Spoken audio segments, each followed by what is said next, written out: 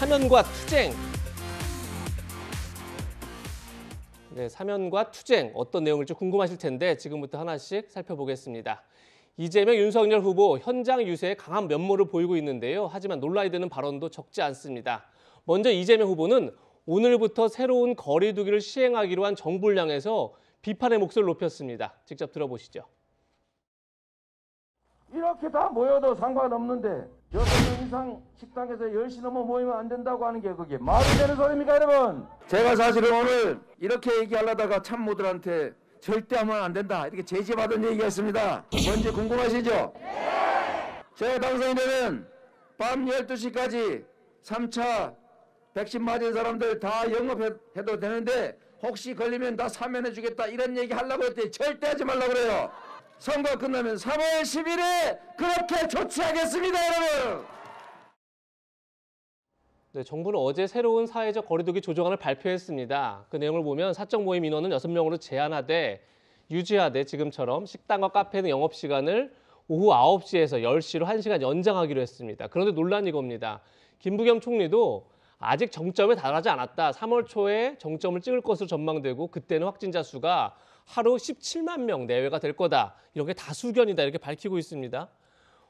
확진자가 폭증하는 상황에서 방역을 완화하는 게 맞느냐 이런 전문가들의 우려가 나오고 있는 그런 상황입니다. 그런데 이재명 후보는 방역 완화 필요성을 강조하면서 단속에 걸리면 사면해주겠다. 선거가 끝나면 조치해주겠다. 이렇게 말을 하는 겁니다. 정혁진 변호사님, 네네. 만약에 이 말이 맞다면 지금 정부의 방역 지침은 무력화되는 거 아닌가요?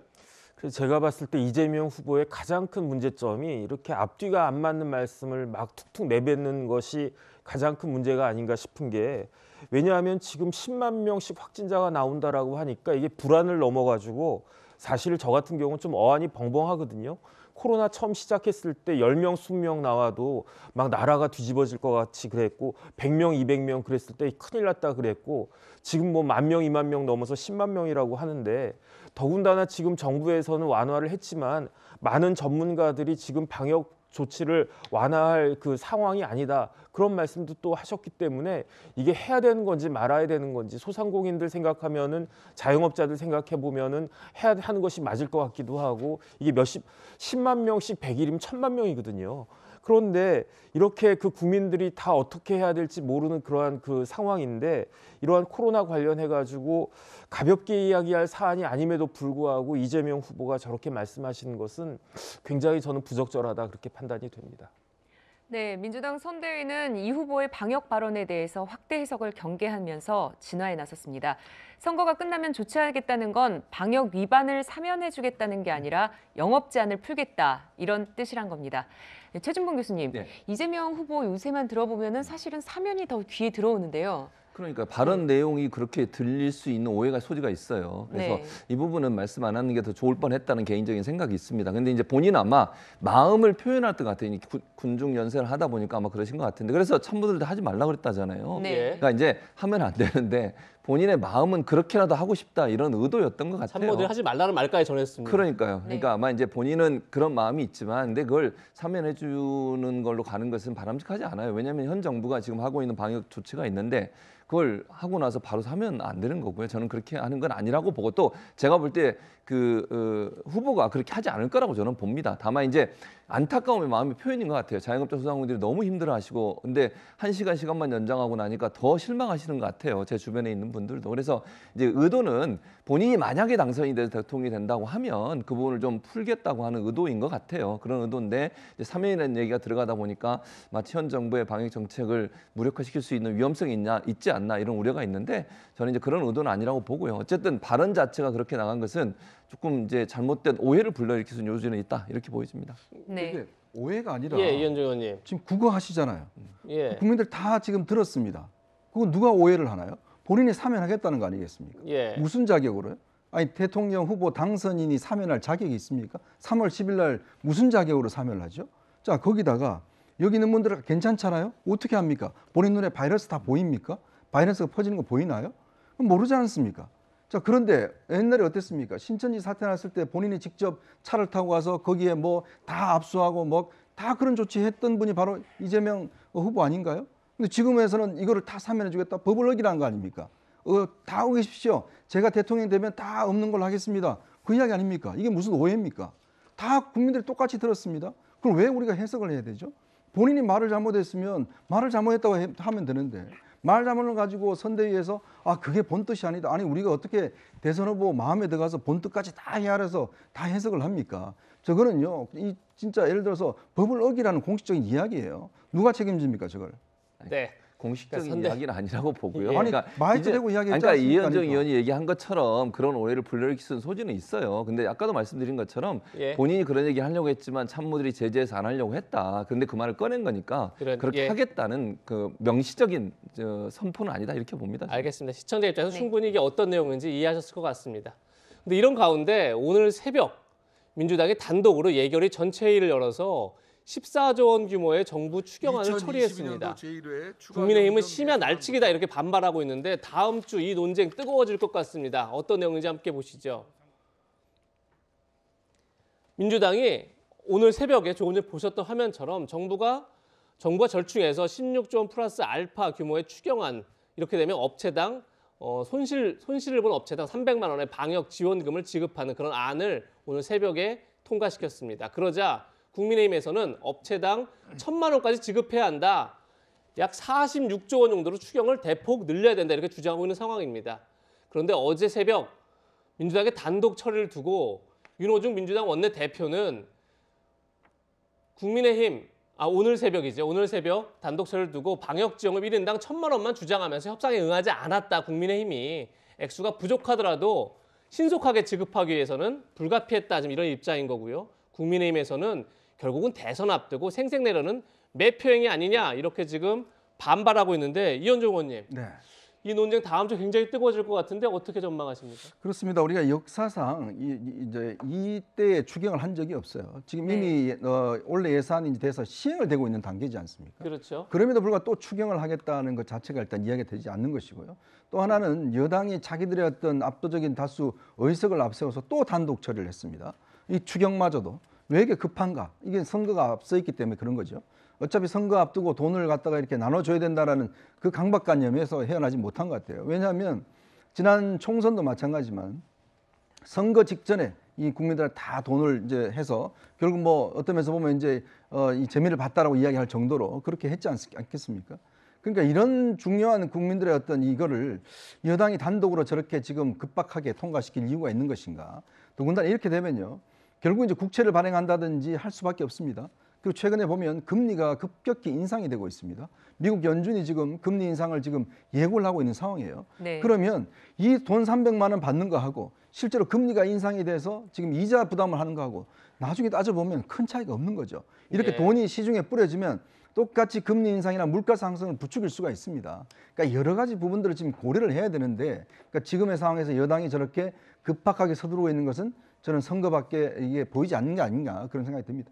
뭐 저는 간단하게 말씀을 예, 드리면 최진봉 교수님. 민주당 입장에서 이런 것 같아요. 이게 이제 1,000만 원씩 하자고 하는 건 뭐 민주당 동의할 겁니다. 근데 문제는 네. 뭐냐면 그렇게 되면 대선 전에는 통과가 어려워져요. 근데 지금 예. 현재 자영업자 소상공인들은 대선 날 기다리고 대선 끝나고 누가 대통령 이걸 기다릴 여력이 없어요. 피눈물이 나고 거의 이제 죽음의 앞에까지 와 있다고 저는 보거든요. 이제 이분들을 돕기 위해서는 이게 지금 소상공인 자영업자 지원이거든요. 개인 지원은 아니고요. 300만 원 지원하는 것도 일단 정부가 강력하게 반대고 왜냐하면 추가 세수로 일단 이걸 하고 나중에 돈을 더 빌려서 하는 건 지금 기재부가 반대를 하고 있잖아요. 그래서 네. 불가피하게 민주당은 지금 빨리 지원해야 된다 이런 입장인 것입니다.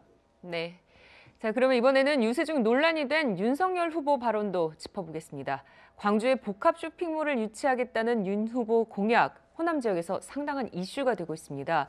그런데 윤 후보, 민주당이 복합 쇼핑몰 유치에 반대했던 이유가 바로 이것 때문이라고 했는데요. 윤 후보 발언 들어보시죠. 그래서 제가 광주에 대형 쇼핑몰이 유치될 수 있도록 정부를 맡게 되면 여러 가지 여건을 조성하고 지원해 드리겠다고 했습니다.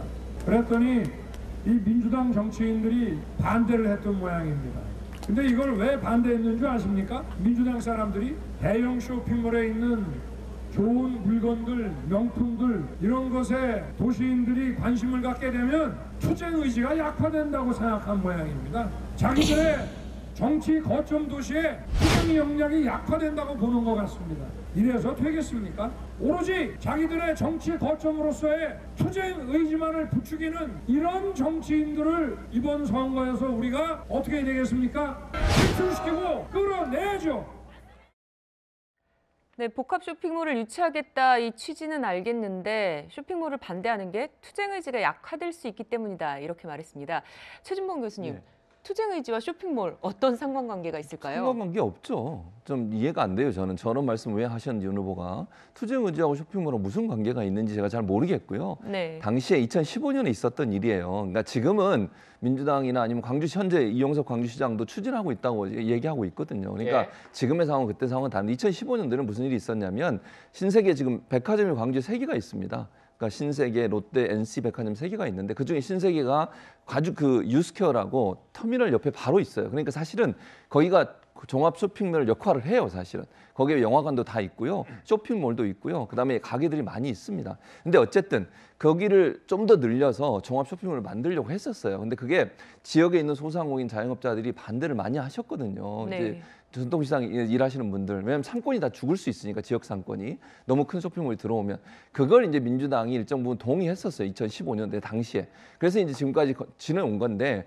지금은 약간 분위기가 바뀌고 있다고 저는 봅니다. 광주 내에서도 또 이런 복합 쇼핑몰에서 원하시는 분도 있고 다만 이제 우리가 2015년 당시를 보면요, 그때 가장 이슈가 됐던 게 뭐냐면 골목 상권 살리기였어요. 예. 박근혜 정부 시절이거든요. 그래서 영업 시간도 사실은 뭐 마트나 이런 데 영업 시간도 제한하잖아요. 이게 결국 상생이라고 하는 키워드였고 그 당시에는 그렇게 할 수밖에 없는 상황이었다는 것도 고려해야 된다. 지금의 상황과 그때 상황을 연결하는 거, 지금은 분위기가 바뀌고 있는 부분도 일정 부분 인정하지만 또 한편으로는 소상공인 자영업자나 전통시장도 함께 상생할 수 있는 방안들을 고민할 필요가 있다는 생각이 듭니다. 네. 네. 이재명 후보는 윤석열 후보의 광주 복합 쇼핑몰 유치 공약을 두고 극우 포퓰리즘이다 이렇게 비판했습니다. 그 목소리도 들어보시죠. 세상을 살다 보면 똑같은 일을 놓고도 보는 시각도 다르고 이해관계가 다 다릅니다. 어느 한 가지가 바로 절대 진리는 아닙니다. 필요하다는 사람도 있고 그것 때문에 피해보는 사람도 있지 않습니까? 그럴 때는 한쪽을 편들어서 상대를 죽여서는 안 됩니다. 우리 사회는 흑백 논리가 너무 심해요. 네 편 아니면 내 편이고 내 편이면 다 옳고 네 편이면 다 나쁜 거예요. 그저 편 갈라가지고 이쪽 한 편 먹으면 이쪽은 버려도 내 거다 이런 생각하는 사람들. 이게 바로 분열주의자들입니다.